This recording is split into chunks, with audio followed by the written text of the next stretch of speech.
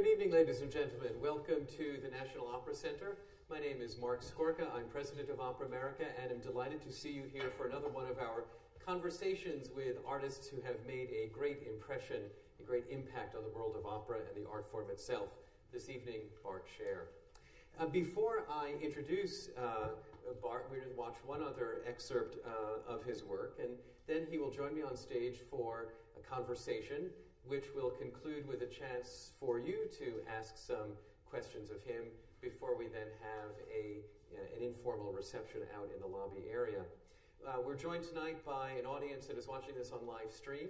We will take their questions as well, and please follow the instructions at the bottom of your screen to ask those questions if you'd like to. They will join us in the question and answer period at the conclusion of our conversation. So without further ado, let's look at one more excerpt, this one from Elisir, and then I'll be back.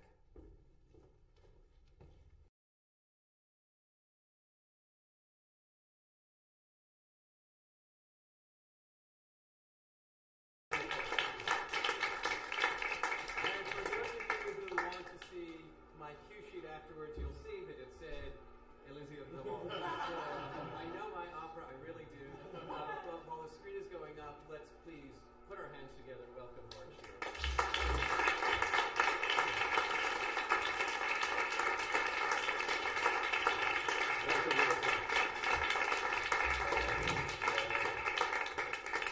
I met Bart once before at a convening that was funded by the Mellon Foundation, where we were talking about the conditions that would contribute to more and better new American operas. And your insights were just so wonderful at that meeting. I'm really excited to have you back here at the Opera Center. Our conversation series has a slight slant toward professional development, where we archive these interviews on our website, and whether people are new to directing opera or new to directing entirely, we see these as a resource for those aspiring artists. So a few of my questions will be in that professional development vein. But first, some background. I was fascinated. It was like watching a ping pong game as I followed your education from East Coast to West Coast. You were bi-coastal before you were doing anything else. You grew up in the Bay Area. You went to college in Worcester, Massachusetts. You then started a theater company in San Diego. You went way east to Leeds, where you got your graduate degree at the University of Leeds, then to the Center at the Guthrie Theater in Minneapolis, back east to the Hartford Stage, and then to Seattle for 10 years at the Intiman Theater. Was there a unified plan behind this geographically dispersed career map? Oh, no, God, no. No. I really, honestly, my grandfather used to say if you grew up on the West Coast, you had to go to school on the East Coast. And if you grew up on the East Coast, you had to go to school on the West Coast. So as a young person, I thought I should go to school on the East Coast, and the only one I could get into was Holy Cross College in Worcester, Massachusetts, a Jesuit school. I think a Jesuit just became Pope, so that's weird. Indeed. But and then the rest of it is really more of a following, just kind of the work. I do think it's probably the biggest advantage I had in my professional development was not working in New York before I was ready. Before you were ready? Yeah. I didn't really come to New York. I came to New York later, more like when I was in my 30s and 40s, and I had already sort of gone. It was a time when the regional theater and when studying, when all that was sort of more possible in a lot of places outside of New York, and that was a good What does readiness mean in that construct of before you were ready? I tend to think that an artist, directing artist, needs to emerge as opposed to like jump onto the scene. That there's a lot to learn, and so the more you can kind of find places to practice and do and develop and influences to pursue, and it was great to be in San Diego, because when I was in San Diego, I had the great fortune to go to the Olympic Arts Festival in 1984, where I saw Giorgio Strehler's work and Ariane Mnouchkin and Tadeusz Kantor and all these people influenced me, and then that led me to England, and then so those kinds of things just were lucky, and not. New York's very high pressure, and now when young people ask me, they're all wanting to do really well and grow up in New York, and it's a very intense place to start. you said in an interview that I read, you said, I just sucked in all the influences I could, and maybe only the last 10 years processing all these experiences, it's become what feels like my own voice. Yes, that's related to what I'm saying. And was it just osmosis? You were alert, aware, and absorptive, or were you thinking about what it was you needed next? I think probably both. I mean, I think a person is always trying to invent the narrative and move ahead, but you need to absorb influences to do that. So one of the things I think is good to do that I learned from a set designer named Doug Stein, who's a beautiful set designer, is if you have a kind of mentor or a model ahead of you, you look at that model and you head toward it. Then you need to set the goalpost further ahead from that.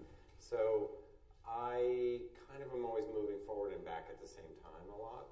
So I'm absorbing influences and then moving ahead. But I don't think you can plan it. I mean, the good luck was the Olympic Arts Festival because it introduced me to these great European directors. And that opened everything up.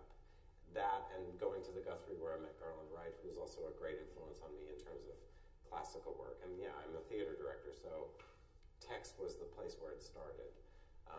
And those things were helpful.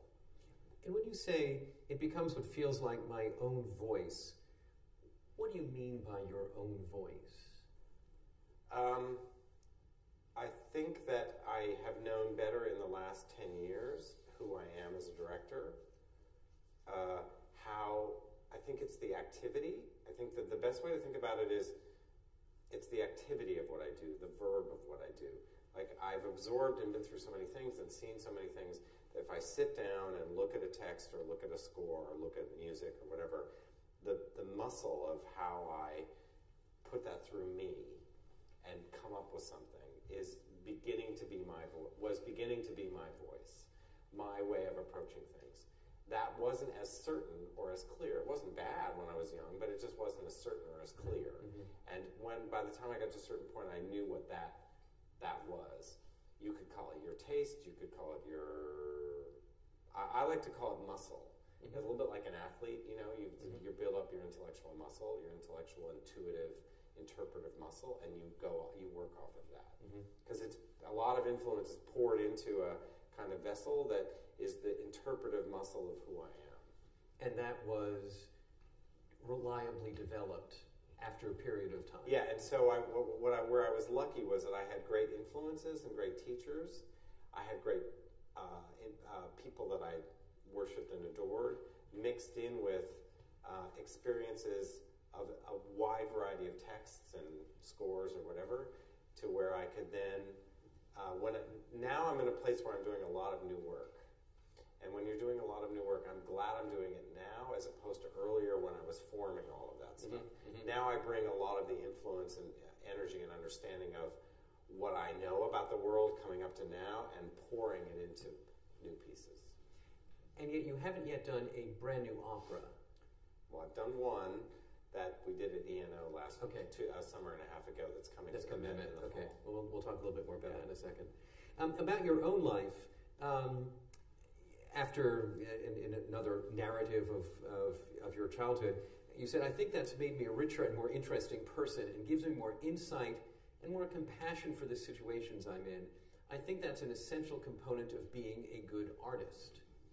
And you discuss in it your parents' divorce and the discovery that your father, in fact, was Jewish and not Roman Catholic, as you had thought, and had a parallel family to yours. That's some stuff.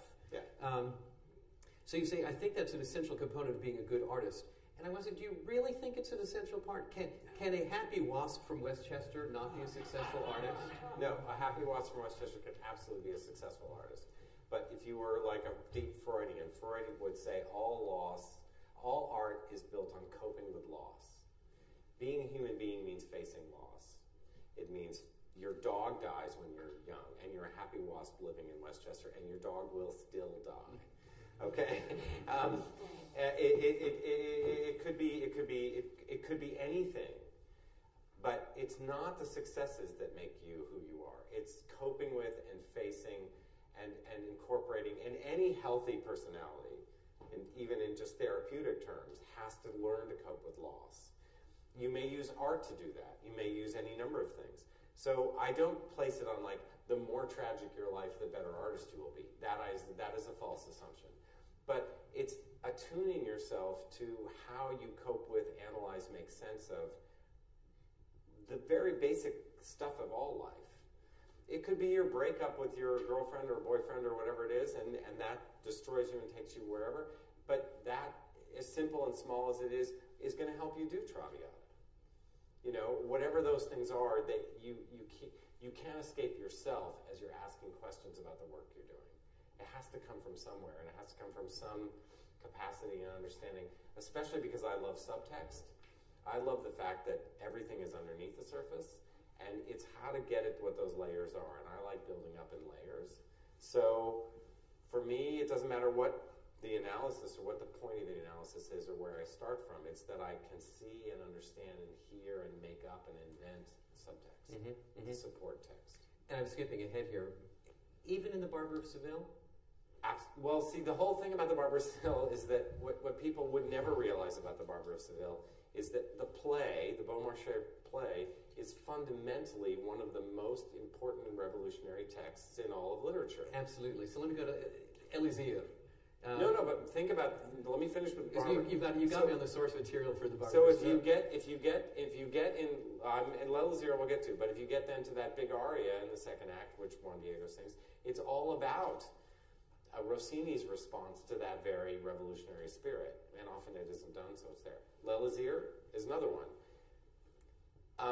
I have my own interpretation of L'Elisir, which is really based on the fact that I think that Donizetti was writing an oppression narrative in which he was living in Milan at a time when the Austrians were in charge. And that the entire secret narrative of that is how to make it possible that we can throw out the fucking Austrians. Okay? And so when you watch L'Elisir, it's all about the basic things. I mean, that audience that would have seen that would have been two totally different responses. The Austrians would have seen the happy comedy, which is what he wanted them to see. And the Italians would have seen the growing narrative of how we can have the courage, Nemorino, and Adina, who runs the farm, to get the courage to throw out the Austrians, to stand up for ourselves and be able. Now, the revolutionary spirit of that is hard to recreate in an opera house now, but they unmistakably would have gotten it. And there's little echoes of like Beethoven in there and weird things that I would argue for. But that is, I'm always looking for that kind of secondary narrative that is the spirit of that piece, so that when those two people get rid of that soldier and they end up together, Italy has a chance. You know, sorry. I know it sounds weird, but I still love that response because you know, I so believe in opera, and you know, a lifetime spent in the field, you find yourself called upon sometimes to justify the comedy, and in hearing you articulate the layers that you have brought to it, it enables all of us to articulate the contemporary value of the art. My great accomplishment in L'Elisir was when people would cheer when the two of them would kiss, and I tried to pull down the comedy, because when I see that opera and it's done as a sort of madcap romp, in which it's just a silly thing about getting these two guys together and it doesn't matter, it drives me crazy. The whole spirit of Dulcamara as an Italian nobleman is a person. I had a fight with the conductor. It was just between us and the entire web. I had a fight with the conductor and the Italian pronunciation person, which was all about whether Nemorino could read. This is a really interesting question. Can he read? And I was like, I think he can read. The text is like, no, and they say sign an X in your name. Well, now, someone who's Austrian, who's got an Italian president in front of him, is going to assume that guy can't read. It is all about, now he has a wealthy parent, he has all these things that say maybe not. So then I was like, he can read, and we're screaming at each other. There's a 1947 version with Itzvan Szabo and Tito Gabi that's a filmed version right after the war, when the Italians are rediscovering their own independence following Mussolini, and that guy signs his name. When the guy says to you, oh, just put an X down, he looks at him like, you, and he signs his name. And I was like, So that's where you get the sense of like, what is the real narrative going on? And that's the whole job of a director, is like how to ask the questions. And I love these operas. I love these music, and I love the operas, and I'm with you. I think the narratives, they may seem simple, but they have huge information in them from the cultures in which they're expressing themselves. You have just illustrated an incredible depth of learning, and in reading about your background, you're immersed in the classics, in European modernism, Chinese theater, African writers. How do you study? How do you learn? Where do you find time to read, to study? How do you make these connections? You're busy as a director, you have 2 children at home. What is your process for making these connections? Well, I tell you my process for opera, which is complicated. I have a very good friend who I've worked with for 30 years. His name is Peter Still. Peter Still worked with us on I recently did Golden Boy, did the sound for it. When I first became to be an opera director, because the thing that people don't understand about opera directing, because I'm a theater director, is that essentially there's some pre-existing reality.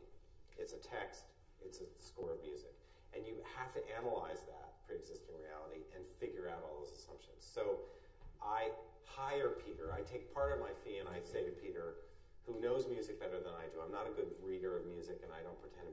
And he gets like 6 major versions of it. And he puts together a script for me, which on one side, I'll show it to you, on one side is all of the language it's in, and on the other side is it in English. And then we go through 3 or 4 or 5 different representative recordings. So a good example is there when we did Romeo and Juliet, there was Corelli and Franey in 68, and there was this really weird, fun Russian version in the 50s, and then there's Rolando Villazon, some other point. And we go through note for note, and because I can't read music, I write down da-da-dum times +2 for the entire score. It takes 2 straight weeks. Actually, we're supposed to work on Faust today, because I'm doing Faust, and not at the Met, but somewhere in Europe, and it's very hard, and it's driving me crazy, and I'm avoiding it. But the issue is to really get into, and I don't make decisions. As we're going along, we have a conversation about all these questions. He's able to say to me, that sounds like a little Beethoven. He's a really brilliant musical person, trained at Oxford, all that. So we go through it literally note for note, and I'm forced, because he's in Idaho. He actually happens to live in Idaho, and we do it over the phone. I'm forced to write it down in my script. So I have every single, literally almost note, and even when it's recit, we go through how it's structured.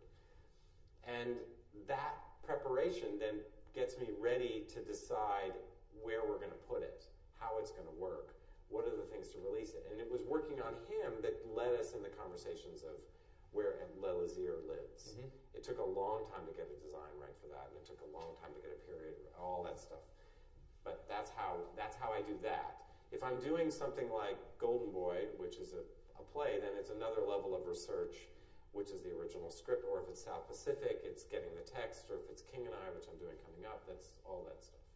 Do you do this at home, in a studio? No, I have an office at Lincoln Center, and I do it all at the office. I don't do it at home. Because home is insane. It's impossible. 2 small children, it's impossible. And I'm not like a music person. I'm not got the music on all the time. I actually have to go and concentrate on the music. And he will also make me one of the beautiful things I have is the best compilations CD of L'Elysir ever, of all these great different versions of everything. And I just can put it in and have it on while I'm at work and just kind of begin to absorb it. Even then, I'm very short of really understanding its potential when I get into the theater. And when you plan your engagements, you leave time then to go through this process? Yeah, well, presumably, yes. Now, I try to. I mean, it has to usually be done over a year in advance. I'm a little behind on Faust, but it has to be a year in advance. You said of your study of Tadeusz Kantor that in studying it, you laid out a framework of important principles for making autonomous works of art. Yes. And the word autonomous is one I use in talking to singers about a singing career. Yes. What it is to be an autonomous artist. What do you mean about an autonomous work of art? It's the It's the fundamental principle of Kantor. Kantor was a great teacher to me, just from reading him. Kantor was a painter, and he then moved into theater, and he took all the principles of painting, abstract expressionism and more radical ideas of painting. And he thought every theater had to have the radicalism of painting, because in painting you really can't move ahead unless you reject everything that happened before, know it all, reject it, and then he would write a new manifesto with every piece. Okay? That's kind of extreme, but still. His fundamental thing was that every work of art had its own, was an autonomous work of art. It has its own laws. So when you're addressing something like the Lazier, you have to look at the text and build an autonomous world around it. It can follow all its own rules. In this autonomous work of art, everyone has to walk with one leg shorter than the other. Everyone has to be blind in one eye, and everyone has to, whenever they say the word, hello, they have to do a weird gesture.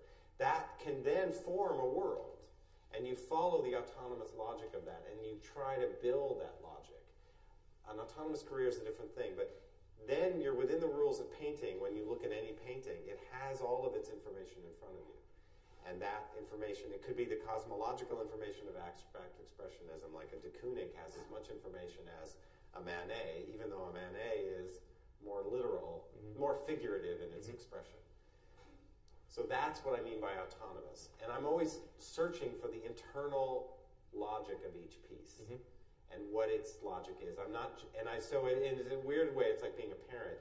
You let the child be the child. You don't, one of the problems I find in opera is that people try to say they come from theater and they try to make a piece of opera they don't really understand into something they understand, rather than into what it is.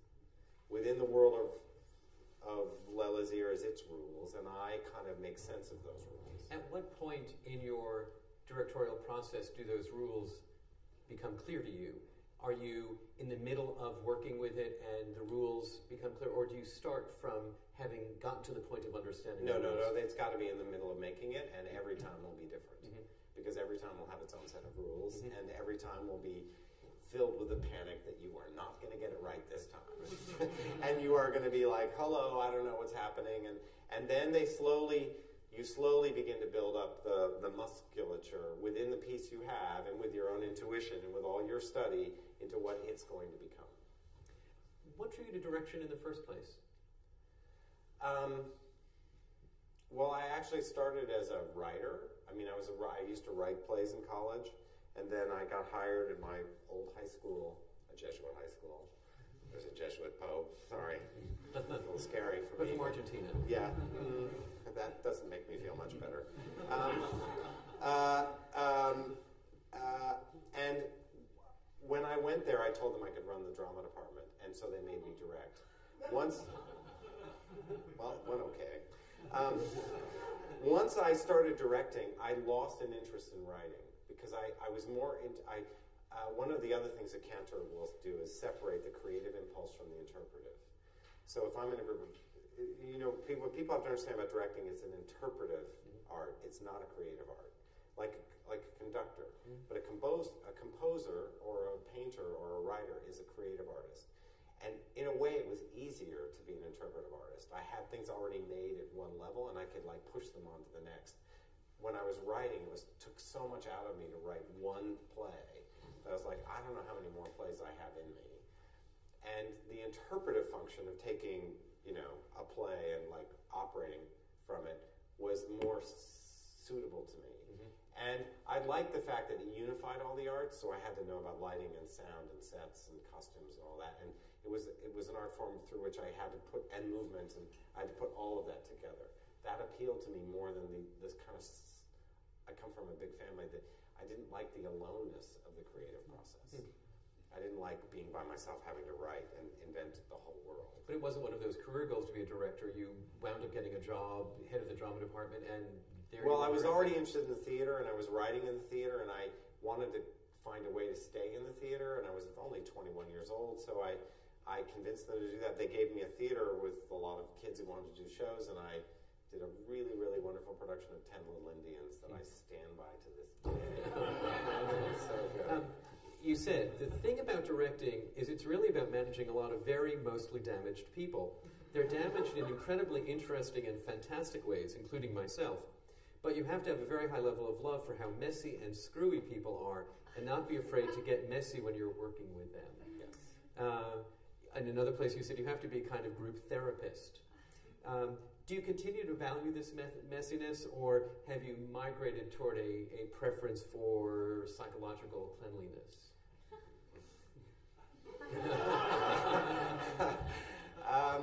I would say that no, it's pretty much the same. I think that I think it can get too messy sometimes, and that's not so much fun. That sometimes the process can go crazy. I think more recently, I've been happy with a process where the really hardest thing about directing is marshaling all of your own skill into the work, and yet creating an environment in which people are free to have their own skill in it as well. So you're trying to manage both what you want from it as you're exploring, creating a process where everybody can explore. I can lead the exploration, and then people can be. So a good actor will both love everything I'm giving them and then give me something I didn't expect. It's a little bit different in theater than in, we'll talk about this I'm sure later, but in theater, singers are going to give you what they want no matter what. So you kind of marshal that in a different way. I mean, I always talk about opera singers as being like your chance to get to manage the Yankees. You know, it's Derek Jeter and Alex Rodriguez. It's not just anybody. And they are not necessarily going to listen to the manager because they know their job really well. So you have to find different ways to get to them. But when you're really doing a good process, everybody hooks up to you set a thing in motion and they hook up to it. Now, the messy part comes from the fact that it's a very anxiety-provoking business. You're exposed, you're anxious, you might be at a place in your singing career, you're going to go through some really hairy parts. Or you may be fine on that particular process, but the director has to have a responsibility to love the person through that, not to judge the person through that. And that's where you have to kind of not be afraid of how scary it might get. Because they're going through something in order to find their way into it. Now, the bad side of that is when they're actually pathological and really seriously fucked up in some way that's unhelpable, and then you have a different kind of mess. But that doesn't happen very often. There are a couple of people, someone said he's famous for creating his own company or family of talent. The integration of work and friendship is at the crux of how he operates. And you said it makes a difference when you care about somebody. I think the main way to make it work better is to really show you care that they do well. Well, actors are immensely, singers less so, because singers get paid better, or the ones I work with, they get paid better, they have very active lives, they do want your help, but actors are insecure, downtrodden, not necessarily well treated, complex people who live in a world of constant rejection, and they need love. How do you put pressure on the system to get the result you're hoping for by opening night and convey this support and love? Do you mean in an opera house, or do you mean in a theater? For now, let's say in the opera house. And if they're radically different answers, why don't we start with theater? Well, no, theater's easier because theater's more time. In theater, you have more time to get. It just operates from a different thing. In an opera house, again, it's a little bit more like sports. An opera singer is going to prepare themselves to go out and play. So they will work. You may not see fully the performance in rehearsal. You know, they don't sing out all the way. They play around with it. They ask questions. They all have different kinds of processes. And then suddenly you get to a dress rehearsal or sits program, and you're like, what is happening? Because it explodes.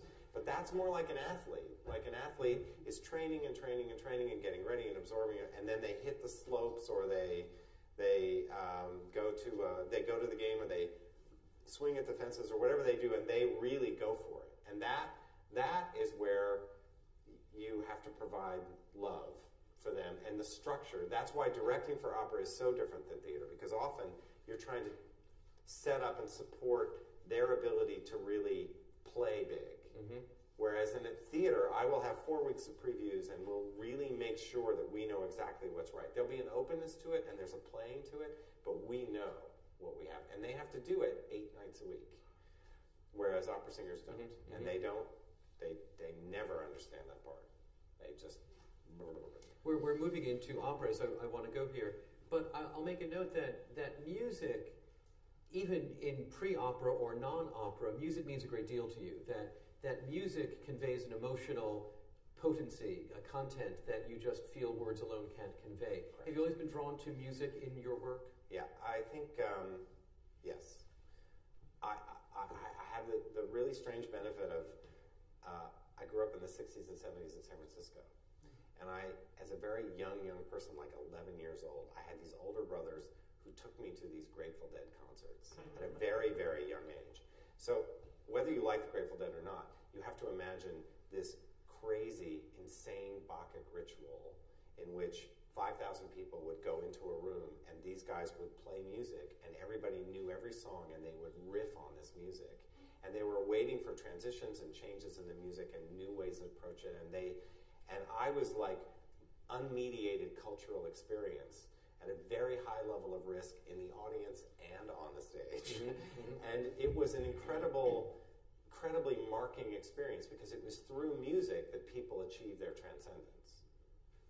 And so when I moved into the theater, it was a harder thing to accomplish. It got easier when it was in verse or if it was in Shakespeare because and again, this would be Cantor saying, it's building an autonomous world which releases this force, this energy. So you're going into a theater and you're building it through everything. The hardest thing about theater is that the rhythms are not on the page. You don't have 80 people in the pit supporting the emotional reality by playing. You actually have to build in all those rhythms. But my job is always identifying and keeping an eye on where the cracks in the universe are for that transcendent experience and how I'm going to get everybody there. And it's the same thing for a conductor. A great conductor, I worked with Levine once, but he was an absolutely mind-blowing man of incredible magic that he could get this group of people through the most subtle and complex notes to release that stuff very quickly. And that's what Jerry Garcia used to call the X factor. What is the X factor? We all know people who love opera, they may go 6 nights a week, but they're going for that moment when that thing hits the room and everything opens up. Well, I was a kid at 11 years old who, was in a room with guys who really were interested in that, really serious musicians. Now, it was based on early American jug band music. It was based on a kind of different sound, and it was that, and their singing wasn't so great. Who knows? It was complex what they were doing. But they improvised, and they would go on these long riffs and these crazy things to do that. But if you listen at the core of Beethoven or at the core of Donizetti or especially Mozart and that is Schubert, that's all in there. And everybody who's wanted to do this in every era is after the same thing. How to make these things go there. So you get to your first opera. Yes. The year 2000, and it was the wonderful work of Marvin David Levy-Morty Becomes Electra, one of my favorite American operas. Did it take persuasion, or were you ready to jump at the invitation? No, I couldn't wait. I was only nervous about managing the chorus, which is always something that's different for a theater director. You're like, how does that work? And I was, I'm blessedly unworried about what I think I know versus what I could learn. If that makes any sense. So I was up for the challenge. I was really worried about I was still even then worried about the conditions, how much time there was to get it done. And there was, Spade Jenkins runs a beautiful opera house in Seattle, so we had a pretty good amount of time to rehearse, not a lot of time to tech and put it together. And I found in that one, it was looking for the cracks, where to get it into transcendence, where to get it to lift in that case, In an interview you did with Seattle Opera at that time, you talked about the wonderful scale of opera, the huge emotional core of the orchestra. Does the scale still fascinate you, scare you? Do you crave that scale when you're working in smaller theaters?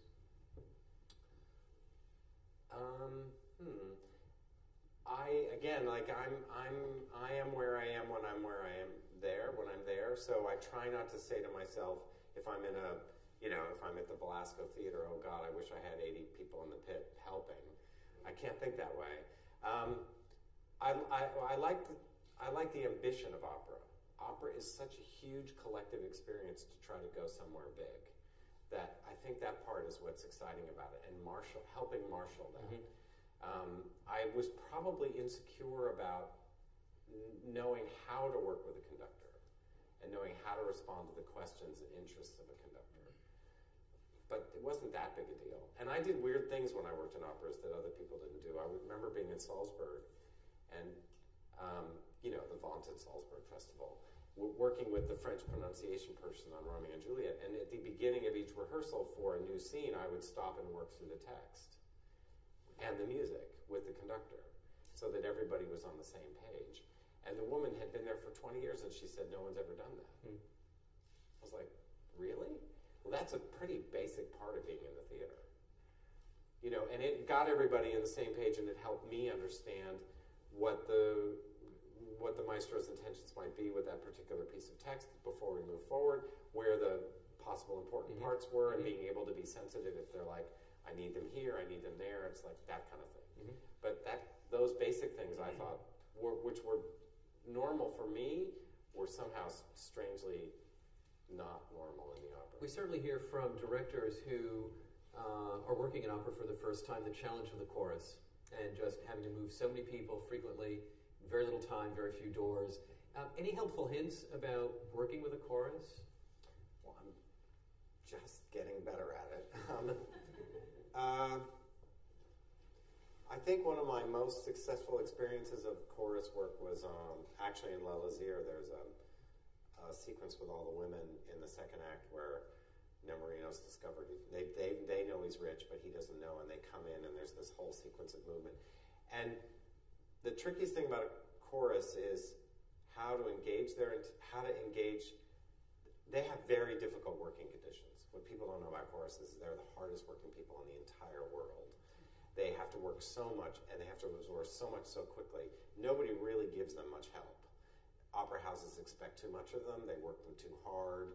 And so one thing that you don't realize when you first do it is how how much they're expecting to be disappointed each time you go to direct them. So you have to have a positive influence about how to talk to them. It's taken me the longest time to figure out how to talk to them, what things are helpful for them, what things are stupid to ask them to do, what things they can do well, what things they can support with. The Met Chorus is amazing, and I've gotten to know them very well. But they work in such a way that they help you understand the scene better. And when you work really well with them, I'm not helping here, but you have to ask a chorus you have to be very specific about the action of the scene, exactly what to do, really specific about what to do, and throw them at it, and they'll fill in the last 30%. If you provide intelligently the first 60%, they'll do the rest. And then you start to manage those things, and you have to do it quickly. And you have to also not panic that the 4-hour rehearsal you had is it. You will fix it later. You said at one point, good news, the singers arrive knowing the music. Bad news, they've sung it the same way for so long that they're not willing to change much. There's very little rehearsal time. In opera, you spend a lot of time breaking artists of bad habits or helping them discover new things in the work. Quote 1. Quote number 2. I've always admired opera because it seems to me a place of deep traditions. Some people find them stultifying and other people find them extremely freeing. I'm very respectful of traditions. So there's both a respect for tradition and sometimes a frustration that the traditions perhaps inhibit their willingness to go with you to a new place. How do you walk that balance beam? Well, first of all, you take pleasure in the fact that there is a tradition. You assume if somebody's using the tradition to stop you from doing something, that either you don't understand the tradition or they don't want to work very hard. and they're using the tradition to beat you up like a baseball bat. But we know from earlier interview that you love them anyway. Yes, you do love them anyway, and you're like, wait a minute. And it won't be everybody. It will be some people. So like often, Barbara Seville's a great example of traditions. You'd always hear all the time, oh, well, the tradition is, oh, well, we normally do this, oh, because people have done it a lot. Right. And then you'd want to know the tradition, and then you'd want to be able to see if it made sense within what you were doing. So that's where the balancing act is. What's great about the Barbara Seville, it has some really good jokes that are whatever, 200 years old or 160 years old. But at the same time, there's always this new place to go or a deeper place to find it. And what I'm always trying to figure out, I'm using this, is the table, the grain of the table, the real substructure, the really basic thing that holds it together, not just the surface of what everybody's done. Because if you do just a bad buffo opera where it's funny and stupid and silly, and you're not getting to that substructure, it's not going to make any sense. A perfect example of a bad tradition is Polenzani had done L'Elysir 9 times before. We were staging that very scene I just described. And Anna came up and I said, here, Anna, this is where you go to him during this sequence, and you obviously start to cry, and you wait, you don't want him to see it because you're ashamed, and he notices and all that. He says, I've done this opera 9 times, I've never seen a tear. And he's got this, what is the tenor national anthem called Una Fortiva Lagrima, that he's never been in a situation where anybody gave him the situation to build on from earlier in the opera. That is mind-blowing. This huge so what is he talking about right off the bat? So you're like, well, yeah, I can help there. And it threw me that it wouldn't occur to him. He was like, oh yeah, this is really good, this helps. Because then when he came in, he was like, and now he had sung Una Fortiva Lagrima in Munich in his underwear on top of a lamppost. And it might have been great. And he did it. So he's ready for anything. Absolutely. So, About recitatives, what I don't like about opera is that it starts and stops. You lose consciousness, then you're back. I want it to be a sustained experience where you're constantly being pulled in by the story, because by the time you get to the really great aria, you're prepared for it. Yes, correct. So how do you do that? And we all know that recitatives are start-stop. How do you get through them? You have to address the recitative, and often they're more difficult than the other scenes, with the same level of care and attention for the action of the opera as it's moving forward within them. That's really tricky in Barber, for example. There's a lot of recitative between the Barber and the Count that's kind of heavy and a little bit tricky. I think that's exceptionally difficult in Mozart, where you have these Don Giovanni's particularly good example, which I haven't directed, where there's a lot of weird recitative that sets up a lot of scenes, and you have to get in the middle of them and really, really struggle and set them up. One of my benefits is having worked a lot on Shakespeare. In the case of Shakespeare, the structures of them he wrote them very fast, and they're flawed. So you end up in a few dead ends with scenes where you have to come up with really interesting solutions to solve them. And you have to really dig in, and you can't change it. One of the great benefits of doing work in classical theater is you can't change it. One of the great problems of doing new work is you could change everything. And you don't know what the hell to do, because if you change it, you might lose something, a good dead end. And so that's where the recitative, as hard as it might be, and the more naughty ones, you learn from somebody like Shakespeare, keep hacking away at it. If you have the time to keep getting inside of it, you can get somewhere new. And that's why I admire someone like Klaus Guth, who does these really interesting productions of the Mozart, where he does enter them in a new way, and you wouldn't have thought of it that way, and that could be exciting. You said you could strike a balance between the highest level of entertainment and the highest level of content to build a real conversation with an audience. And what I hear you saying is that whether it's Barber or Hoffmann or Morning Becomes Electra, you go for that, and yes, you can make it entertaining and still find these layers that you talk about. Yeah, I mean, my experience when I would go to the operas and watch them was how stultifying they were, and how I couldn't stay awake, and how I wasn't engaged, and I was like, and I wanted to make operas in which people were like, oh my God, what's next?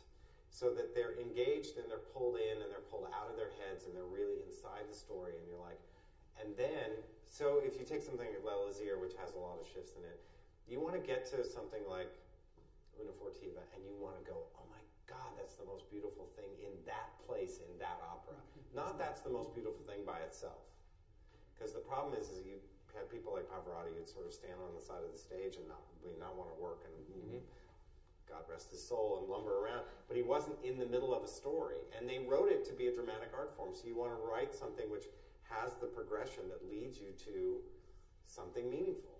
And when it's there, then you know why it's there. So if someone had seen L'Elysir for whatever reasons, traditional, not traditional, we did this, we did that, I think we rethought the character of Nemorino totally. But so that when you got to Una Furtiva, you were like, I completely know why that's there. It's magnificent. And then the aria afterwards, then the whole scene afterwards. But it's funny with Anna because one time, the last show, he sang it so great. She came out and was like, he can't get away with that. I'm going to sing the shit out of this one. And it feels a little bit like a tournament, you know, where they really are like, hello. And that excitement plus the love plus the clarity of the story, you kind of understand why that follows that. Because that aria she has next is one of my favorite. Oh, it's incredible. It's so gorgeous. Crushed it. The last question that I have in what I hope is the first of a couple of interviews, because I skipped over so many things I want to talk to you about. You said really working in community is the hardest mission that anybody living in the United States can take on right now. Yes. Whenever we build a piece, there are two pillars. One is the artistic pillar, and the other is the community pillar. Yes. And I asked this question out of my fundamental belief in opera, and you said this about theater. Would you say the same thing about opera? Well, I would take the example of someone like Spate in Seattle. Spate's great gift is that he's built a community around his opera company. He does these talks. He had these amazing educational people. He educated an entire town to love music and to feel it was important. And by doing so, he elevated that entire community to a level that is better than it was. Because we're human beings, so we want experiences above us that we can step up to. And he has made a community in which it can thrive. I think Peter Gelb, as much as he suffers the buffets of being tossed in the washing machine of New York City, has built a worldwide community around the opera through these HD transmissions. He has proselytized and evangelicized opera and brought it to people that would never see it, so that small communities in Upper Norway and France and South America go every week to see these operas. Good, bad, they might not be good, they might be bad, but they really make, that thing which the Met broadcast in the 50s did through radio. They bring people into an art form which connects them to their past, makes them understand a highly technical form as it expresses things about human life and nature, makes them ask questions about where they are, challenges them formally because some are really crazy and weird and some are very traditional, and creates engagement, and isn't just an experience for, aging, pensioners in different small communities around the world. Mm-hmm. It's an experience for entire communities, and that's where I think the great accomplishment of Peter Gelb is he's created such an intense conversation about the world of opera in any case, whether you agree with them or disagree with them, that people find themselves drawn to it as a vital art form. Mm-hmm. So I think as an artistic director, I always thought of myself as like a parish priest. Here I am back with the Jesuits. Or a rabbi. You run a community, and you have to bring people into your means of transcendence. And that's what you do. I think it's just a remarkable statement. I've left out all my questions about new work. We'll do that another time. I've left out all of my questions about electronic media. I think that's a great topic for another conversation. I see Laura Lee waving at me about the time. I wanted to see if there are any questions in the room for Bart Sher, right here in the front row. And we have, because we're in a live stream, wait for the microphone to come from Lindsay. There it is. I just wanted to ask you to compare working with comedy in theater and opera, and how would you compare them, and if you have any tricks of the trade that you employ in one or the other?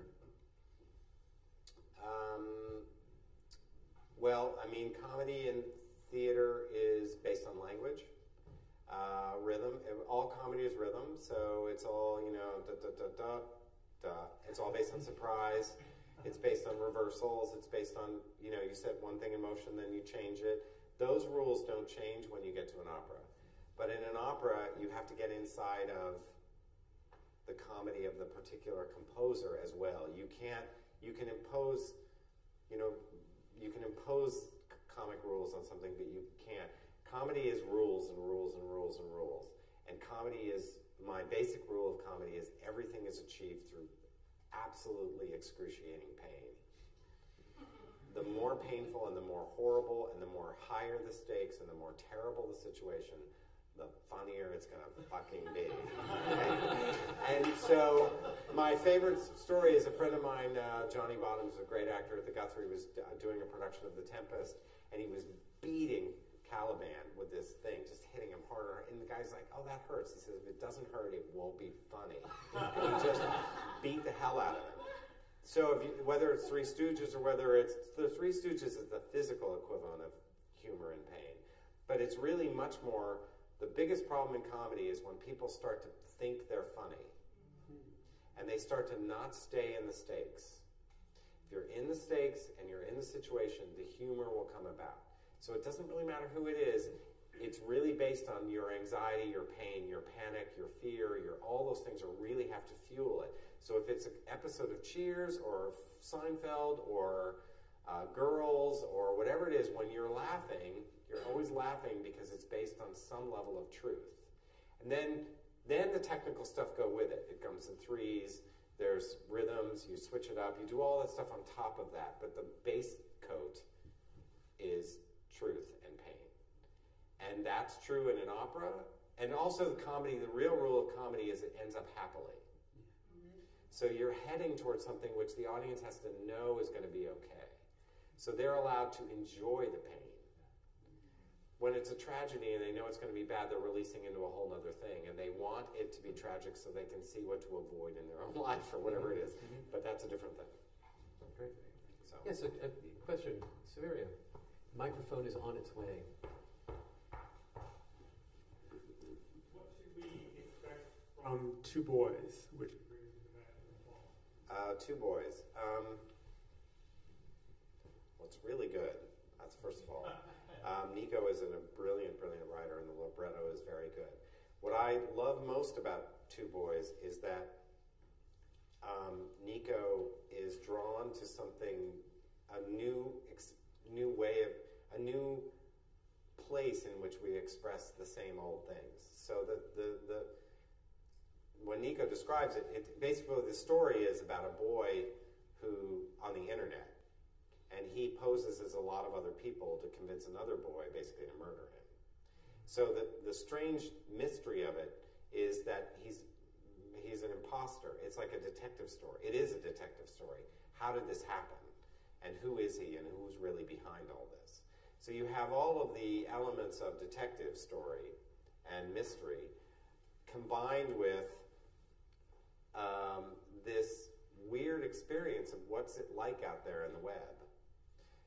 Now, Nico's skill is and interest is 15th century Tudor church music.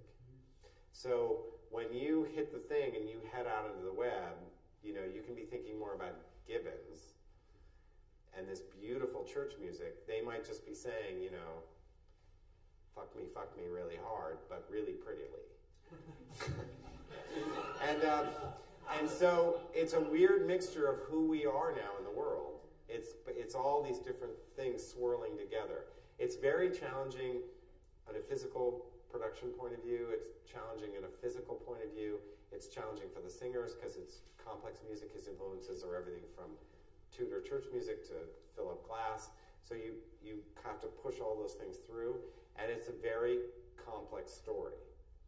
But it's a really satisfying experience. It was very good. I think it's the kind of thing that an opera house like the Met should be doing as well, in complementing its millions of other things everybody expects it to do, from being the house of the great classics to the challenging classic repertoire to the new works.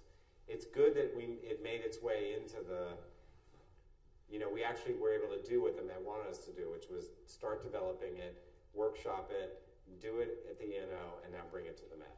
They've had a lot of projects and we haven't made it that far, so we made it that far. I think it's good. Well, we will look forward to that next season. I'm cognizant of the time and know that we have an informal reception out in the lobby immediately after this conversation, so if you have some more questions for Bart, you might want to chat with him out over a glass of wine and a cookie. But in the meantime, please join me in thanking him for this extraordinarily insightful conversation. Thank you.